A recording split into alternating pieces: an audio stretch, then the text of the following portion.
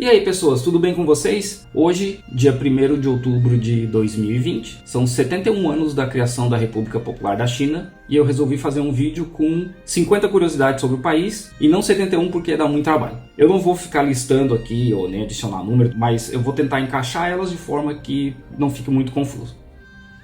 Então, primeiro, Mao Zedong anunciou a fundação da República Popular da China no dia 1º de outubro de 1949, às 3 da tarde, na Praça Tiananmen.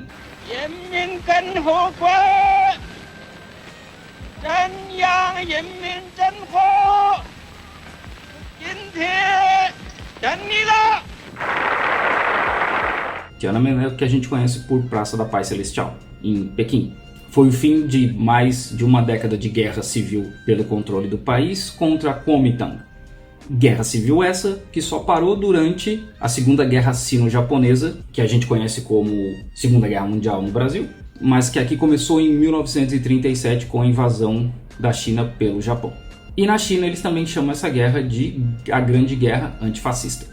Apesar do Mao ser o mais famoso relacionado à criação da China, Sun Yat-sen é conhecido por ser o pai fundador do país, por ter sido o líder da Revolução Xinhua, que derrubou a monarquia em 1911, e ele é um herói nacional tanto aqui quanto em Taiwan quanto em Hong Kong.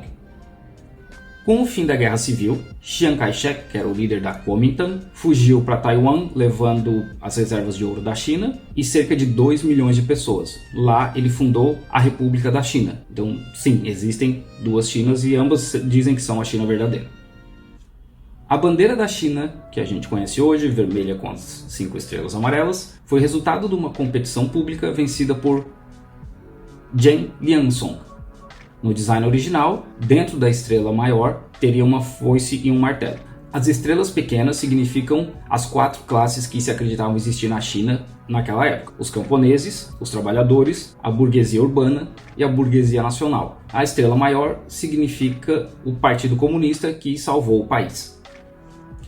Mao Zedong vinha de uma família de camponeses e teve um casamento arranjado pelo pai quando ele tinha só 13 anos, mas ele acabou recusando a esposa. Ele teve outras 3 esposas, tem vários netos vivos, e um deles é major-general do Exército da Libertação do Povo, que é como é chamado o Exército Chinês, que é o maior exército do mundo, com mais de 2 milhões de membros na ativa. Um dos filhos do Mao era da Força Aérea Chinesa, que lutou na Guerra da Coreia e acabou falecendo por lá. Já o nome China vem provavelmente do sânscrito Sina, aí eu vou precisar da ajuda do João Carvalho provavelmente para saber como pronuncia isso, encontrado no Mahabharata na Índia lá no século V a.C., referindo-se a um país que fazia fronteira com o Tibete. Mas também pode ter vindo do nome da dinastia Qin, que é uma outra teoria bem aceita. Em chinês é chamado de Zhongguo, que significa Estado do Centro, e esse nome é usado desde o século VI antes da Era Comum.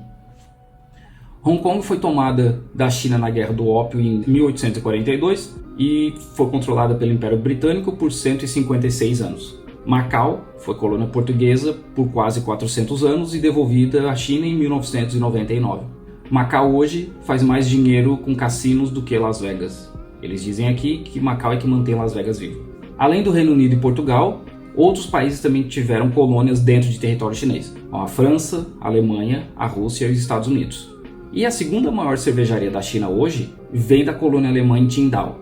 Essas colônias vieram de uma série de tratados pós-Guerra do Ópio que são chamados de Tratados Desiguais. E esse período é chamado de o século da vergonha pelos chineses. E se usava o dólar de prata mexicano como moeda na China pela pureza da prata e confiança do mercado, inclusive em Hong Kong. E se usou essa prata mexicana por muito tempo aqui. Naquela época, a China já tinha mais de 400 milhões de habitantes. Hoje o Brasil tem 210 milhões. E a população total da China hoje gira em torno de 1 bilhão e 300 milhões de pessoas. E a grande maioria vive aqui perto do litoral porque o miolo da China é um deserto gigante. E relacionado a isso é que o Ano Novo Chinês é a maior migração humana que existe, com cerca de 3 bilhões de pessoas viajando pela Ásia. Porque o Ano Novo Chinês é um Ano Novo lunar que é respeitado aqui no Vietnã, que inclusive é de onde vem a ofensiva do Tet, na Guerra do Vietnã, e no Camboja, e na Tailândia, etc. Esse feriado dura aí, em média de 10 dias até 2 semanas, em alguns locais vai até 3 semanas, porque algumas empresas ficam paradas por mais tempo e voltam no dia do mês que é o dia da sorte deles.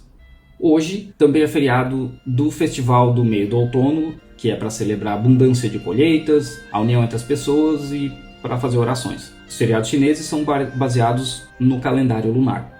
A gente segue o calendário gregoriano aqui, mas os feriados, como eu falei, são do calendário lunar. Então não tem Páscoa, tem Natal, mas não tem Papai Noel e etc. E apesar da China ser um país onde 60% da população é ateia, 70% do restante segue uma religião antiga que é simplesmente conhecida como religião chinesa. Além disso, existe confucionismo, taoísmo, budismo, judaísmo, hinduísmo, islã e cristianismo na China. Não é proibido ser cristão na China e ninguém morre por ser cristão na China. Inclusive, o cristianismo aqui abrange protestantismo, catolicismos ortodoxos e os mormons. Apesar disso, as religiões têm que ser autorizadas pelo Estado, tanto que Testemunha de Jeová, por exemplo, é proibido na China. Inclusive, em 2018, a China celebrou um pacto com o Vaticano e hoje o Papa pode ordenar bispos na China. Existem 8 partidos além do Partido Comunista Chinês, mas eles têm que aceitar a liderança desse para poder existir. E o Partido Comunista Chinês tem 99 anos e mais de 91 milhões de membros, que não quer dizer que é fácil entrar no partido, porque precisa primeiro ser chinês, ter mais de 18 anos, escrever uma carta de aplicação, fazer provas de conhecimento comunistas e filosóficos, ser indicado por 2 membros do partido, ser ateu e ainda tem 1 ano de período de experiência. O Xi Jinping, por exemplo, fez 10 vezes as provas até conseguir passar. E ele foi eleito presidente pelo Congresso Nacional do Povo em 2013 e é o 8º presidente do país. Nas últimas décadas, o país passou por um crescimento absurdo e entre 2011 e 2013 a China usou mais concreto do que os Estados Unidos todo durante o século XX. Só de linha de trem-bala, a China tem uma malha ferroviária maior do que o Brasil de ferrovia normal. E mesmo sendo o 4º maior país do mundo, fazendo divisa com outros 14 países, a China só tem um fuso horário. Esse feriado que começa hoje dura uma semana e é chamado de Semana Dourada e movimenta aí quase 100 bilhões de dólares só em viagens. São mais de 600 milhões de viagens durante essa semana. Beijing significa capital do norte, Nanjing significa capital do sul e Tóquio em chinês significa capital do leste. Mas eu não consegui achar qual é a cidade que seria a capital do oeste. Apesar do mandarim ser o idioma mais conhecido aqui na China, outros 7 idiomas são os mais falados por aqui, como cantonês, xangainês, fuzhou, taiwanês, xiang, gan e hakka. Mas a China tem outros 200 dialetos vivos.